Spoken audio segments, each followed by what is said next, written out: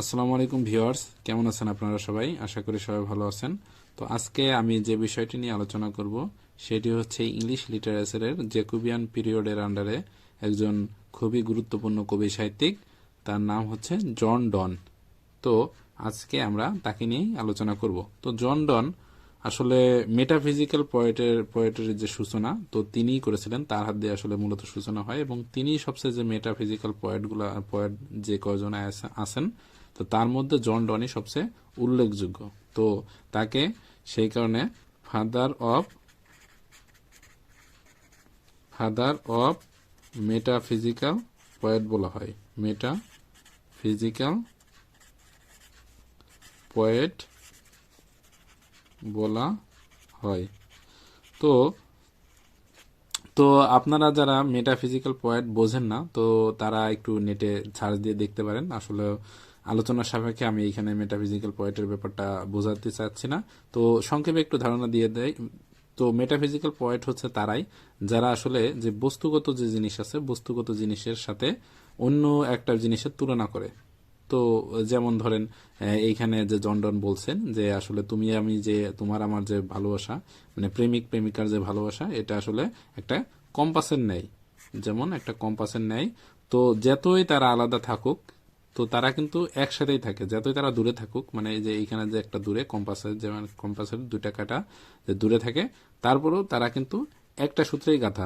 তো যত দূরেই যাক, মনে করেন যে 180 ডিগ্রি অ্যাঙ্গেলেও যদি যায় তারা, তো তারপরেও কিন্তু তারা একটা পয়েন্টে একই সাথে আছে। তো এই যে যে কম্পাসের সাথে যে তাদের প্রেমের যে তুলনা, কিংবা বললো যে তুমি আর আমার প্রেম, তোমার আর আমার প্রেমের রেল লাইনের মতো, কখনোই মিল হবে না। তার মানে একটা সমান্তরাল ওয়েতে আগাইতেছে, এই মাঝে একটা দূরত্ব নিয়ে আগাইতেছে।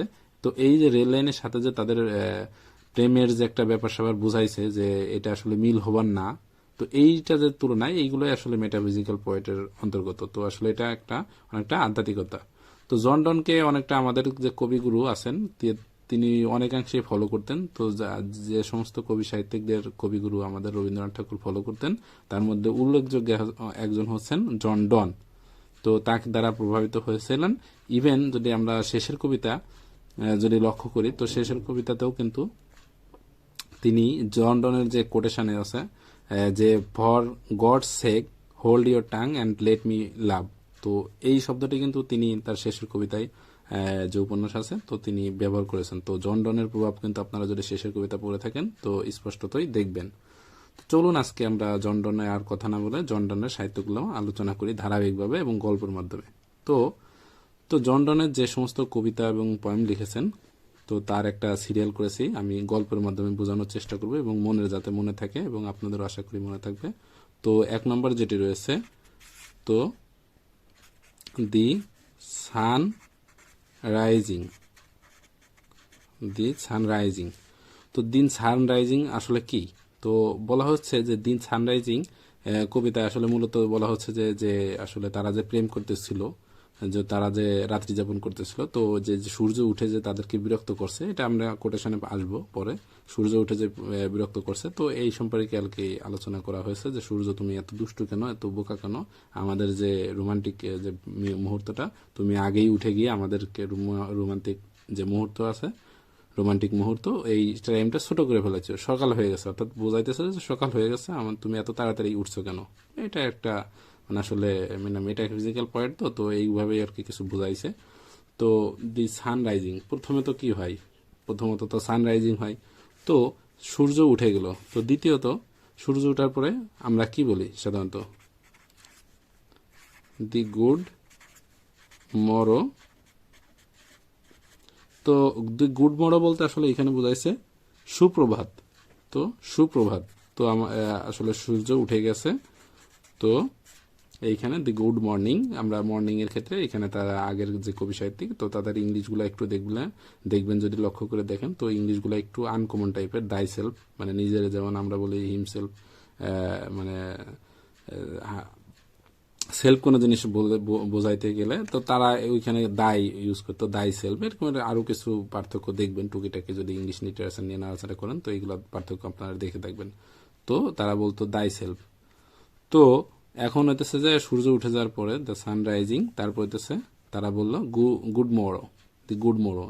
তো সূর্য উঠে যাওয়ার পরে তো আমাদের এই জন ডন ছিলেন আসলে এই ইংরেজি সাহিত্যিকদের মধ্যে যে একটা কথা বলা উচিত, তো ইংরেজি সাহিত্যিকদের ভিতরে যতগুলো সাহিত্যিক কবি সাহিত্যিক আছে জন ডন কিন্তু তার মধ্যে একজন মানে উল্লেখযোগ্য, একটু মানে লুচ্চা টাইপের ছিল আর কি বলতে গেলে, মানে স্পেডকে যদি আমরা স্পেডই বলি তো জন ডনকে বলতে গেলে আসলে একটু লুচ্চা টাইপের কবি।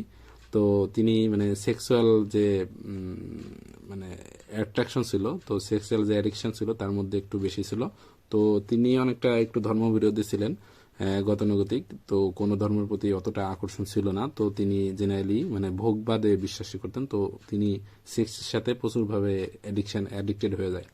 তো তিনি মানে প্রচুর পরিমাণে গার্লফ্রেন্ডের সাথে ডেট করতেন। তো এই ক্ষেত্রে এটা কিন্তু আসলে গল্প না, জাস্ট এটাও কিন্তু সত্য, মানে কাহিনীও সত্য, এবং তার কবিতার মাধ্যমেও কিন্তু তার যে আসলে ব্যক্তিগত যে চরিত্র এটা ফুটে তুলেছে। তো যদি আমি আলোচনা করি, তো সানরাইজিংও এই বিষয়টা নিয়ে আলোচনা করছে। তারপর বলা হয়েছে দ্য গুড মোরো, সুপ্রভাত। তো মনে করেন যে তার প্রেমিকাকে সে জানাইছে সুপ্রভাত। তো 3 নম্বরে যেটা হচ্ছে, 3 নম্বরে দি ক্যানোনাইজেশন। দি ক্যানোনাইজেশন মানে হচ্ছে পবিত্রকরণ, পবিত্রকরণ। এখন তো রাত্রে তো রয়েছে তার গার্লফ্রেন্ডের সাথে, তো সহবাস তো অবশ্যই হয়েছে। তো সহবাসের কারণে তো সকালবেলা তো আসলে তাকে কি করতে হবে, পবিত্র হইতে হবে।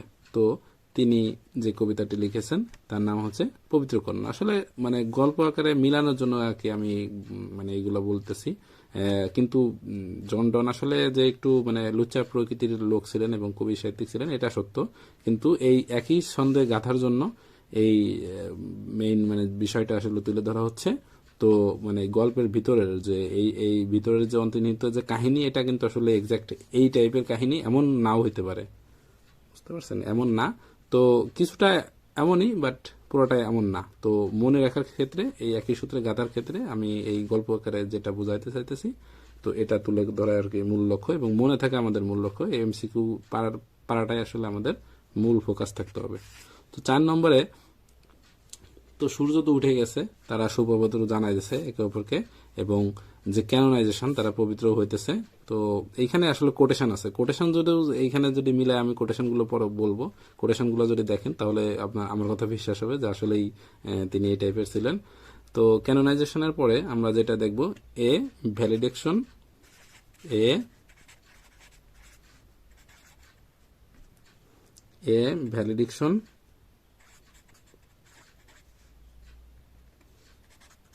forbidding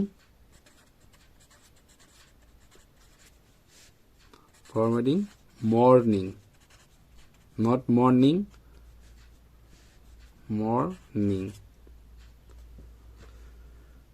তো এখানে বলা হচ্ছে যে বিদায় বেলায় যে শোক প্রকাশ করা হয়, মর্নিং, মর্নিং মানে মর্ন প্রকাশ করে না, যে মানে মর্ন বলতে বোঝাইতেছে আসলে শোক প্রকাশ করা। তো বলা হয়েছে যে এ ভ্যালিডিকশন ফরবিডিং মর্নিং। তো তার যে গার্লফ্রেন্ডের সাথে যে ডেট করছে রাত্রে, তো এটা আসলে যে তার থেকে তো এখন বিদায় নিতে হবে।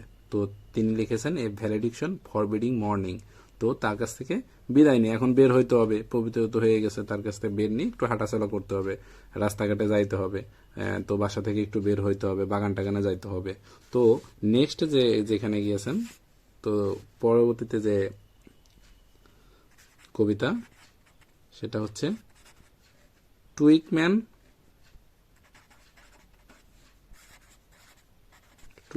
গার্ডেন। তো পরবর্তীতে যে এটা লিখেছেন, তো সেটা হচ্ছে টুইকম্যান গার্ডেন। তো তিনি যে এইখানতে প্রেমিকার কাছ থেকে যে বিদায় নিয়ে তো বাগানের দিকে একটু হাঁটাচলা করতে গেল, তো বাগানে গিয়ে দেখে দি ফ্লিয়া, ফিলিয়া, ফিলিয়া মানে হচ্ছে নীল মাছি, নীল মাছি। তো বাগানে গিয়ে দেখছে আসলে কিছু মানে মাছি পোকামাকড় হ্যান ত্যান এইগুলো আছে। তো মানে তো এইগুলো তো আসলে ভনভন করতেছে চারপাশ দিয়ে, পোকামাকড় এইগুলো মারা হয় নাই। তো এই যে যে এটা দেখছে উনি, মানে যে জন ডন দেখছে, জন ডন দেখতে পেরে যে মাছিটা এসে আছে, তো তো মাছিটা সে আছে, তো বলতেছে পরবর্তীতে, এটা তো বাগানে গিয়ে দেখলো। তো পরবর্তীতে যে কবিতা সেটি হচ্ছে ফর হুম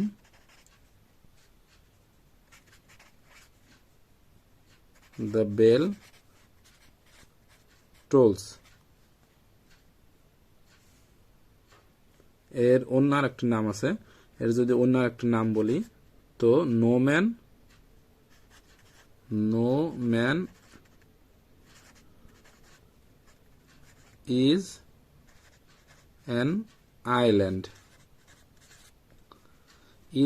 আইল্যান্ড, তো এই for whom the bell tolls এর অন্য আরেকটি নাম হচ্ছে no man is an island, কোনো মানুষই একটা মানে দ্বীপ না, কোনো মানুষই একটা দ্বীপ না। এটা আসলে তিনি এখানে একটা মেটাফিজিক্স বোঝাইছেন যে আসলে কোনো মানুষই মানে কেউ বিচ্ছিন্ন দ্বীপ নয়।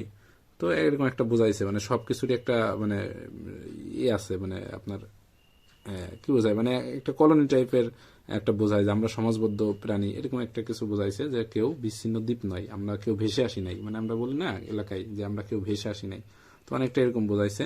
তো আমরা যদি সবগুলো সাহিত্যকর্ম আবার একটু দেখি, যে প্রথমে বলছে দি সানরাইজিং, তো কবিতার নাম হইতেছে, প্রথম যে কবিতাটা দি সানরাইজিং মানে প্রথম সূর্য উঠতেছে, দ্বিতীয়ত হইতেছে সানরাইজিং পরে আমরা কি বলতেছি, একে অপরকে কি বলি, সুপ্রভাত, তো সুপ্রভাত এটা বলা হচ্ছে।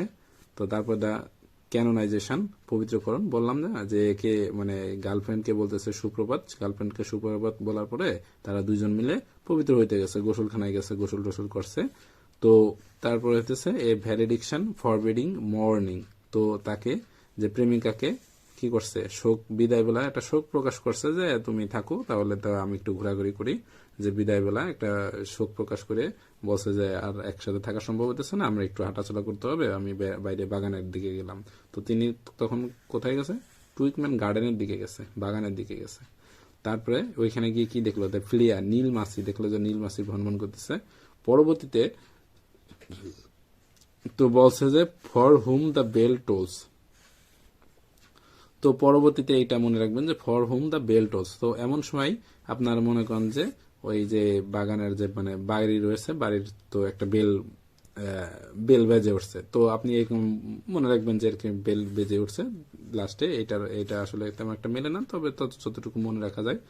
তো for whom the bell tolls বলতেছে যে ডাক ছেড়ে বলতেছে যে আসলে বেল বাজায় কে রে, for whom the bell tolls মানে বলতেছে যে বেল বাজায় কে। তো এই টাইপের একটা কনসেপ্টে আপনি যদি একই সূত্রে এইগুলো মনে রাখতে পারেন, তাহলে মানে দেখবেন যে খুবই মজা এবং খুবই সহজে মনে থাকতেছে, এবং আপনি পরীক্ষা হলে খুবই চমৎকার ভাবে একটা মনে পড়ে যাবে। কিন্তু আপনার এমন তো না যে মানে মনে পড়বে না, তো আপনি যদি এরকম ছন্দের মাধ্যমে, ছন্দ বলতে আসলে ছন্দ না মানে গল্পের মাধ্যমে মনে রাখেন, তো পরীক্ষার হলে মনে পড়ে যাবে। এখন আমরা দেখি গুরুত্বপূর্ণ কিছু কোটেশন, আমি আগে থেকে লিখে রেখেছিলাম যেহেতু আমাদের সময় সংক্ষেপ। তো ফেমাস একটি কোটেশন হচ্ছে, এই যে আগেই বলেছিলাম যে busy old fool unruly sun, আমি যদি লাল পেনটা ইউজ করি, তো busy old fool unruly sun why dost thou thus, বললাম না যে আগেরকার ইংরেজি যে ইংলিশ লিটারেচারের যে সাহিত্যে যে ইংরেজি ওয়ার্ডগুলো ব্যবহার করা হতো অনেকটা আনকমন টাইপের, এবং তাদের আমলের ওই সময় আসলে চলিত ভাষা টাইপের ছিল অনেকটা, তো এখন অনেকটা চেঞ্জ হয়ে গেছে, তো এখন পরিবর্তন খেয়াল করবেন। তো বলছে যে busy old fool unruly sun why dost thou thus through windows and through curtains call on us, কেন তুমি মানে বলছে যে বৃদ্ধ বোকা সূর্য, আনরুলি সান অবাধ্য দুষ্টু সূর্য, কেন তুমি মানে জালানা ভেদ করে, পর্দা ভেদ করে, মশারি ভেদ করে, কার্টেন্স মানে পর্দা, তো উইন্ডো ভেদ করে কেন তুমি উকি দাও, কেন তুমি কল অন আস, কেন তুমি আমাদেরকে ডাকো, তুমি মানে এত বোকা কেন, তুই কেন, মানে সূর্যের প্রতি একটা তিক্ততা জানাইছে যে এত তাড়াতাড়ি আসলে সকাল হলো কেন, আমরা যে রোমান্টিক মুহূর্তটা কাটাইতেছিলাম, তো আমরা যে একটা মানে প্রেমের মধ্যে ছিলাম, সহবাসের মধ্যে ছিলাম, তো এটা কেন তুমি এসে এদেরকে একটা মানে ডিস্টার্ব করো, তো এই কারণে বিরক্তের সাথে তো দি সানরাইজিং কবিতায় এটি লিখেছেন। পরবর্তীতে লিখেছেন যে for love all love of other sides control and make a little room and everywhere, তো দ্য গুড মোরো মানে সুপ্রভাত যে জানাইতেছে, আমি বললাম না যে সুপ্রভাত কবিতায়, তো সুপ্রভাত যখন মানে মানে কবি সাহিত্যিকের মানে যে গার্লফ্রেন্ড, তো গার্লফ্রেন্ডকে সুপ্রভাত জানাইতেছে, তো তখন গার্লফ্রেন্ডের মুখের দিকে মনে করেন যে তাকায় বলতেছে যে for love all love of other sides control, বলতেছে যে ভালোবাসা এমন একটা জিনিস যে সবকিছুকে কন্ট্রোল করে এবং একটি মেয়েকে লিটিল রুম, একটি ছোট রুমকেও অ্যান্ড এভরিহোয়ার, মানে এখানে বোঝাচ্ছে একটি ছোট রুমকেও অনেক মানে সুন্দর করে তুলতে পারে। অ্যান্ড এভরিহোয়ার মানে একটা ছোট রুমকেও যে এত আনন্দ পুলকিত করে তুলতে পারে তা আসলে মানে একমাত্র ভালোবাসার কারণে, সবকিছু ভালোবাসা কন্ট্রোল করতে পারে। সুপ্রভাত বলতেছে যে আসলে একটা যে আমরা ছোট রুমে রয়েছি, তো এটাকেও আসলে ছোট রুম মনে হইতেছে না, যে আমরা আসলে মনে হইতেছে যে আমরা যেন সব জায়গায় আছি। তো আসলে ছোট রুম মনে হয় না, ছোট রুমও আনন্দ দিয়ে ভরে ওঠে। তো তারপরে যেটা বলছে, I wonder by my troth what thou and I did till we love. বলতেছে যে আমরা ভালোবাসার আগে মানে যে আমরা কি করতাম, আমি আশ্চর্য হয়ে যাই যে আমরা আসলে কি করতাম যে আমরা ভালোবাসার আগে। মানে বলতেছে যে আসলে আমরা ভালোবাসার আগে কে কোথায় ছিলাম, এখন আমরা ভালোবাসতেছি, মানে একে অপরের প্রতি আসক্ত হয়ে গেছি। এটার আসলে টিল উই লাভ মানে এটার আগে আমরা আসলে কি করতাম, এটা আমি ভেবে আশ্চর্যজনিত হই যে I wonder my troth what thou and I did till we love, আমরা ভালোবাসার আগ মুহূর্ত পর্যন্ত আমরা আসলে কি করতাম। তো এটাও বলছে দ্য গুড মোরো কবিতায়। আরেকটা বলছেন যে ফর সবচেয়ে বিখ্যাত যেটি, for gods sake hold your tongue and let me লাভ। তো ক্যানোনাইজেশন যে বললাম যে যেটা পবিত্রকরণ, তো পবিত্রকরণ হতে গেছে, তো যখন টয়লেটে গেছে, মানে টয়লেট বলতে বাথরুম যেটা বোঝাইছে, তো বাথরুমে মনে করেন যে গিয়ে আপনার মানে এটা গল্পের সাপেক্ষে বলতেছি যে বাথরুমে গিয়ে তারা পবিত্র হইতেছে। তো বাথরুমে গিয়েও তারা আবার দুষ্টামি শুরু করছে, তো হর্নি হয়ে গেছে দুইজনেই। তো আমাদের যে কবি সে তো খুবই হর্নি, তো সে আসলে কিন্তু মানে প্রকৃতপক্ষেই সে লুচ্চা টাইপের। তো সে তো খুব হর্নি, নিজেকে সংযত রাখতে হইতেছে না। তো বলতেছে যে এখন একটু চুপ করো, মানে মনে করেন যে মুখে হাত দিয়ে এরকম আটকায় দিয়ে বলতেছে যে এখন একটু চুপ করো, এখন আমাকে ভালোবাসতে দাও। ফর গডস সেক, আল্লাহর দোহাই লাগে, মানে তো খোদার দোহাই লাগে, hold your tongue and let me লাভ। তো তোমার মুখটা চুপ করো, এখন আর কথাবার্তা হলো না, আমাকে ভালোবাসতে দাও। অনেকটা মনে করেন যে কামাসূত্রা টাইপের। তো আসলে এইভাবে মানে বোঝানোর স্বার্থে আর কি এই শব্দগুলো ইউজ করা লাগতেছে। তো আপনারা কেউ অফেন্ডেড হবেন না। তো পরবর্তীতে যেটা আমরা বলতে চাইতেছি যে if they be two they are two so as stiff twin compasses are two. তো এই যে এটা আমি আগেই বুঝাইছি যে if they be two they are two so as stiff twin compasses are two. বলছে যে আসলে যে ভ্যালিডিকশন ফরওয়ার্ডিং, বলছে যে আসলে তোমার কাছ থেকে বিদায় নিতেছি, ঠিক আছে, মনে করো যে এই যে ভ্যালিডিকশন মানে তো বিদায় বেলা যে ফরওয়ার্ডিং মর্নিং মানে বিদায় বেলা যে শোক প্রকাশ করে বিদায় টিদায় নিয়ে যে বাগানে গিয়েছিল, আমি কিন্তু একটু আগে বললাম যে গল্পে, তো বাগানে গিয়েছিল। তো বলতেছে যে আমরা আসলে দূরে যেতেছি, ঠিক আছে, কিন্তু আমরা তো একই সূত্রে গাঁথা, সমস্যা নাই, আমি আবার আসবো, সমস্যা নাই, মানে অনেকটা এরকমের যে আমরা তো আসলে আমরা কম্পাসের কাটার মতো আমাদের মাঝে দূরত্ব, আমি চলে যেতেছি, ঠিক আছে, কি হয়েছে, বিদায় নিতেছি, কি হয়েছে, আমরা তো একই সূত্রে গাঁথা। কম্পাসের যেমন দুইটা কাটা একই সাথে থাকে, আবার একসাথে মিলিত হয়ে যায়। তো একটা পয়েন্টে এরকম আবদ্ধ থাকে, যতই ফাঁকা হোক তারা কিন্তু একসাথে একই সূত্রে গাঁথা থাকে, তো আবার মিলিত হবে, সমস্যা নাই। তো এই হচ্ছে আমাদের সকল কোটেশন। তো আশা করি আপনাদের ভালো লাগবে। তো ভিডিওটি ভালো লাগে থাকলে অবশ্যই লাইক কমেন্ট শেয়ার করতে ভুলবেন না। আর দেখা হবে অন্য কোনো ভিডিওতে, অন্য কোনো মজার কোনো গল্প নিয়ে, অন্য কোনো কবি সাহিত্যিক নিয়ে। ততক্ষণ পর্যন্ত ভালো থাকেন, সুস্থ থাকেন, আল্লাহ হাফেজ।